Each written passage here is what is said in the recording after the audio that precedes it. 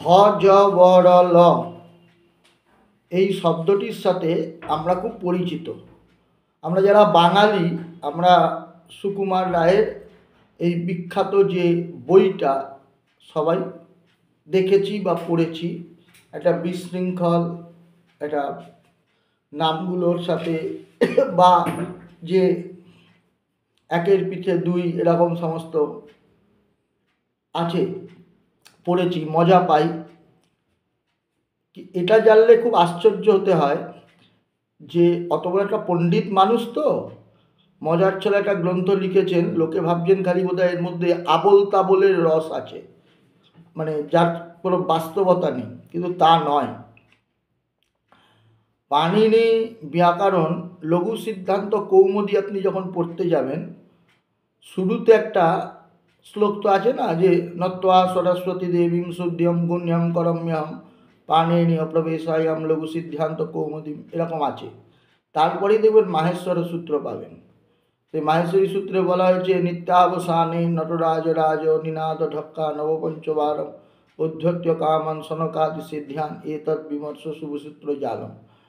এইখানে দেখবেন উন রিলিক এরকম যে প্রকোষ্ঠ, শিবরাত্রির দিন ওই মাহেশ্বরী সূত্রের যে টেবিলটা আছে, ওইটা রক্তচন্দন দিয়ে শিবরাত্রির দিন যদি বিল্লপত্র অঙ্কন করে ভগবান শঙ্করের মাথায় সেই বিল্লপত্র মানে অর্পণ করা হয়, তাহলে সেই ব্যক্তি বিশিষ্ট বিদ্যা লাভ করেন, এই রকম পাওয়া যায় প্রয়োগবিধি। তো এই যে সূত্র, তার মধ্যে কিন্তু হযবরল আছে, অর্থাৎ এই যে শব্দ জাল তৈরি হলো, সেখান থেকে যে শব্দর প্রয়োগ বা শব্দের যে ব্যবহার আমরা শিখলাম, সেখানে কিন্তু এই হযবরল সুকুমার রায় এই হযবরল গ্রন্থ লেখার বহু আগে এটা কিন্তু তৈরি হয়ে গেছে। মানে পাণিনি ব্যাকরণ রচনার আগে কিন্তু মাহেশ্বর সূত্র বা মাহেশ্বরী সূত্র এটা ছিল। তো এই যে এই বিষয়টা, এই যে হ জ্য র ল ব, এইটাকে আপনি একসাথে দেখছেন আবোল তাবোল, কিন্তু বেসিক্যালি কি এটা আবোল তাবোল? সুকুমার রায় এমনি এমনি গ্রন্থটার নাম আবোল তাবোল করেননি। এক অর্থে আবোল তাবোল, কিন্তু এই জন্য বিচ্ছিন্নভাবে রয়েছে, বিশৃঙ্খলভাবে রয়েছে। এটাকে সাহিত্যের ভাষা এরকমটা বলে যে বিশৃঙ্খল একটা অগুছালো বিশৃঙ্খল বা আবোল তাবোল একটা সাহিত্য বা গ্রন্থ, কিন্তু সত্যিই বিশৃঙ্খল, কিন্তু এই বিশৃঙ্খলতার মধ্যে একটা সৃষ্টি তত্ত্ব আছে। যখন ভগবান মায়াকে সৃষ্টি করছেন, সেই মায়ার থেকে জগৎ সৃষ্টি হচ্ছে, তাহলে প্রথম কি সৃষ্টি হলো? সেখানে প্রথম হচ্ছে আকাশ। তাহলে এই যে আকাশ, এই আকাশের বীজ হচ্ছে হ। তারপরে এই বেদান্ত সার পঞ্চদশী ইত্যাদি পড়ুন, সেখানে পাবেন আকাশাদ বায়ু, এই বায়ুর বীজ হচ্ছে য়। বায়ুর অগ্নি, বায়ুর থেকে আবার অগ্নির সৃষ্টি হচ্ছে, অগ্নির বীজ হ জ ব, অগ্নির বীজ হচ্ছে রং। দেখবেন আমরা বলি রং ইতি বহ্নি বীজম, রং হচ্ছে বহ্নি বীজ। আর ব হচ্ছে বরুণ বীজ বা জলের বীজ। আর ল এটা হচ্ছে পৃথিবী। এই যে হযবরল ল বলছেন, এখনও পেপারে দেখা যায় একটা বক্স, তার মধ্যে খানিকটা কোপে, যাকে আমরা পাদ বলি, সেটা কালো রং আর বাকিগুলো সাদা, পূরণ করে দেখতে হবে আপনি শব্দ ভাণ্ডার কতটা তৈরি করতে পেরেছেন। এই যে শব্দ ভাণ্ডার কতটা তৈরি করতে পারছেন, অর্থাৎ শব্দকে প্রয়োগ করে একটা অক্ষরকে প্রয়োগ করে একটা শব্দ তৈরি করা, সেখানে এই যে হযবরল বলে ওটা ক্যাপশনটা আসছে। হ্যাঁ, তো তার সেটা মানে কি না, একটা কাব্য অক্ষর দ্বারা একটা শব্দ সৃষ্টি, ব্যাকরণের থেকেই কিন্তু এটা আসছে, ব্যাকরণজাত। কিন্তু এই হযবরল বললেই লোকে বোঝেন আবোল তাবোল। বেসিক্যালি এর মধ্যে সৃষ্টি তত্ত্ব বা সৃষ্টির তত্ত্ব নিহিত রয়েছে। ওই বললাম হ মানে হচ্ছে আকাশ, য় বায়ু, র অগ্নি, আর ব হচ্ছে জল, আর ল হচ্ছে পৃথিবী। এই পঞ্চতত্ত্বকে ইন্ডিকেট করে হ জ ব র ল। তো এইগুলো কিন্তু আবোল তাবোল অবস্থাতেই থাকে। এই আবোল তাবোল অবস্থার আবার পঞ্চীকরণের দ্বারা পঞ্চদশীতে পাবেন বা বেদান্ত সারেও আছে, পঞ্চীকরণের দ্বারা রেশিও আছে।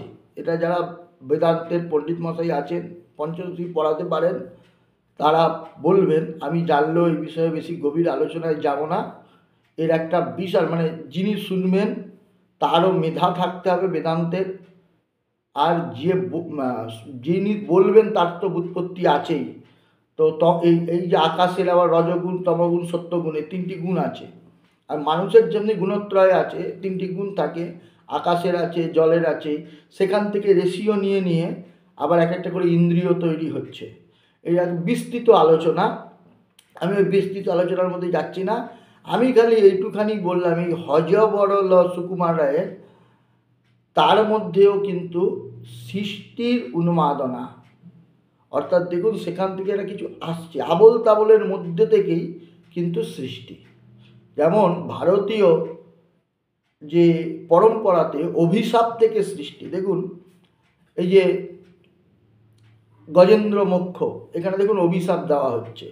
শাণ্ডিল্য মুনি হা হু, এই দুজনকে, যে কমেডিয়ান, হা হু হচ্ছে স্বর্গের কমেডিয়ান, এদেরকে অভিশাপ দিচ্ছে, তুই ঘাতির মতো বুদ্ধি হবি। তো গজেন্দ্র হয়ে জন্মালো, তারপরে তিনি পরজন্মে গজেন্দ্র হয়ে জন্মে ভগবত কৃপা লাভ করলো, সৃষ্টি। এই রকম দেখুন সাহিত্য সৃষ্টি হয়েছে একটা অভিশাপকে কেন্দ্র করে। মেঘদূত দেখুন আর যাই দেখুন, একটা অভিশাপ সেখানে কাজ করছে, সেখান থেকে সৃষ্টি। তো যে ভারতীয় সংস্কৃতি, যে অভিশাপের থেকেও সৃষ্টি, এমনি ভারতীয় সংস্কৃতি আবোল তাবোল এলোমেলো, সেখান থেকেও একটা সৃষ্টির উন্মাদনা। মা কালী শ্মশানে আছেন, সবাই ভয় বা একটা অগুছালো পরিবেশ, সেখান থেকেও কিন্তু একটা সৃষ্টি। তো হ য় ব র ল, এটা বললে পরে বোঝার কোনো দরকার নেই যে এটা ঠিক না, এটা একটা আবোল তাবোল বিশৃঙ্খল জিনিস। এই বিশৃঙ্খলতার মধ্যে থেকেই সৃষ্টি। যদি আকাশ তার অ্যাক্টিভিটিকে খুব বাড়িয়ে দেয়, বিশৃঙ্খল হয়ে যায়। বায়ু তার অ্যাক্টিভিটি বাড়িয়ে দেয়, বিশৃঙ্খল, ঝড়, আমরা খুব ভয় পাই, এত কিলোমিটার বেগে ঝড় আসছে, আবোল তাবোল অবস্থা। বা বাতাসের সুশৃঙ্খল অবস্থার অভাব। জল তার গতি উল্টোপাল্টা করে দেয়, তাহলে প্লাবন হয়ে যায়।